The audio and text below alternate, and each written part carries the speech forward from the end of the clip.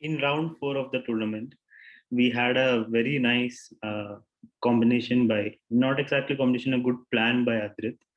Adrit is black here, and Ayush is white, who's owning chess. So Ayush has just grabbed a pawn on a7.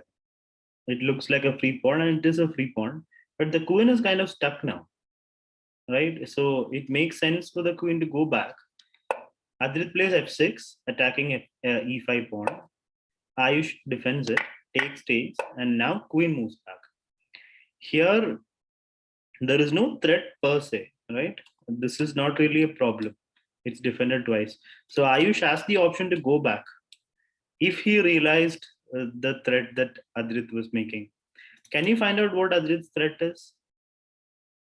If you give black a move, black will be able to win something here.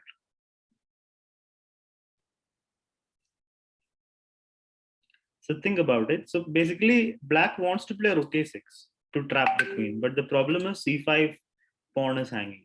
Yeah, but then if the queen somehow defends this knight by coming to d4, and then he gets rook a6, the queen is trapped. So basically, Ayush has to retreat his queen. Now, it's his last chance to retreat the queen, but instead, Ayush gave up a free pawn. For no I mean, probably he thought he can get rook b1 and that will save the position.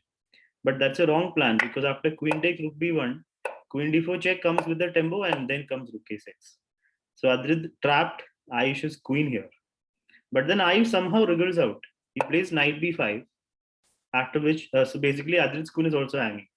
So the black queen has to stay defending the knight. Otherwise, white would take the knight. So Adrit plays queen c4, but now knight a3. And here Adrit finds a win. Takes, up a piece. Is there a better move in the position? Maybe he can play queen c3, but that will just be a repetition. So probably, yeah, this is the correct continuation. Takes. So it's a piece up, and as it continues from here in normal way. Like here, there was no need to move the knight. He could have just played rook f5, but he played a bit fast there. Knight moves and rook takes, knight c6. So he is consolidated rook f5, rook c2, and he has got everything. So he reached this position, and from here, Adrit played the right moves, but he made one big mistake at the end. So let us see what that is. If you see, there is no threat of checkmate now because the knight is covering d8. Um, but just to be safe, Adrit has to play h6. That's it. So white played rook f1, threatening checkmate. Sorry, threatening nothing actually.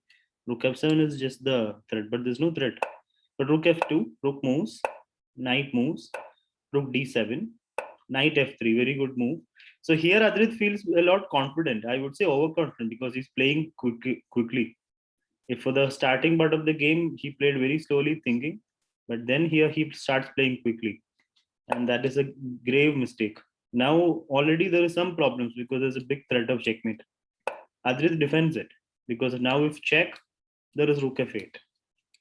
Ayush just moves the rook away. He does not play rook check because if he had played rook check, then after rook f8, the rooks have to be exchanged forcefully because the other rook is hanging.